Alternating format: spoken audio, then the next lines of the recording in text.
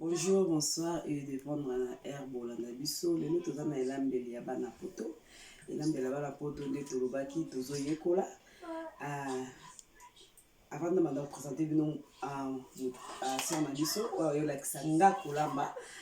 To yekola kaka nanino pesa ko souhaiter mes condoléances nanga vraiment bande nyonso oyo basili kobungisa ya bango ya motuya nzamba lola apesa bino makasi nzamba lola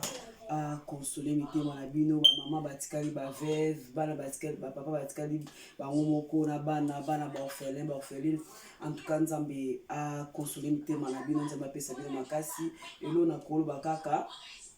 to simba nzambe makasi to simba penza prière makasi o eza bitumba mtu abunda bitumbo te biso nyonso to rido eza parce que biso to ensemble corps de Christ ensemble poto longa il y a kitsaki moto zaki na même nature ke ngana yo donc biso pe to ko kitila monguna moto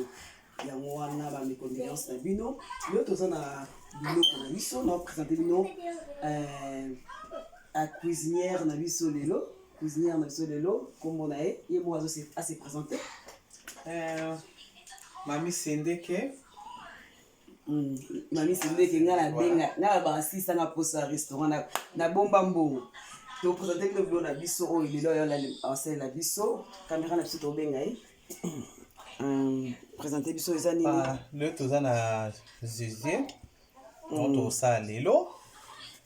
eza bilo moka umela na ota vite fait pe na zeze na biso totie déjà muscade na kati esi natiaki muscade sikoyo nde nalingi natia mwa mungwa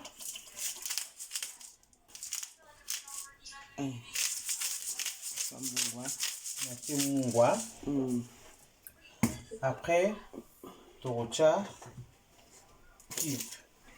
jimbo totia jimbo oyo ezalaka na ezala donc mungwa pe na kati ezala pa faut tia pe mungwa mwa moke po déjà ezala na mungwa en français bouillon de poulet ok jimbo chicken stock ok totiaka mwa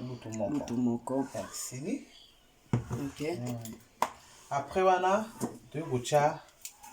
garlic garlic eza totia yango après toyei kotia mwa ginger na kati après totie fait de biso de rien na kati esili wana tokozwa litungulu tokati moke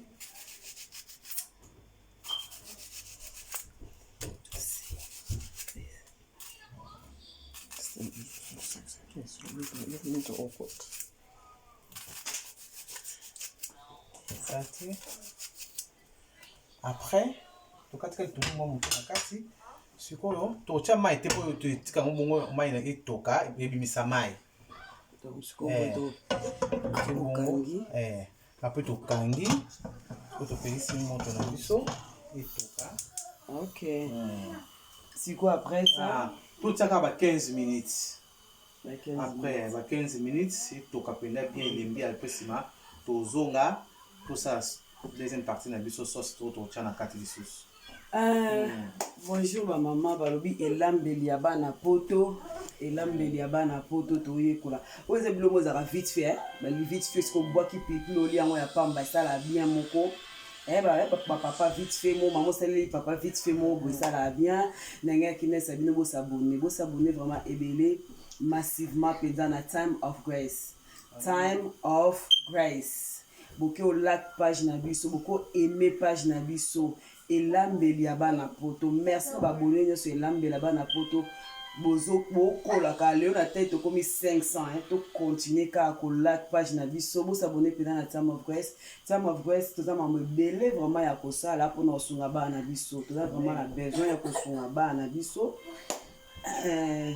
soko opesa un livre te me abone na oyo esala bien vraiment po tosunga bana tika nzambe apambola biso siko tozela deuxième partie na biso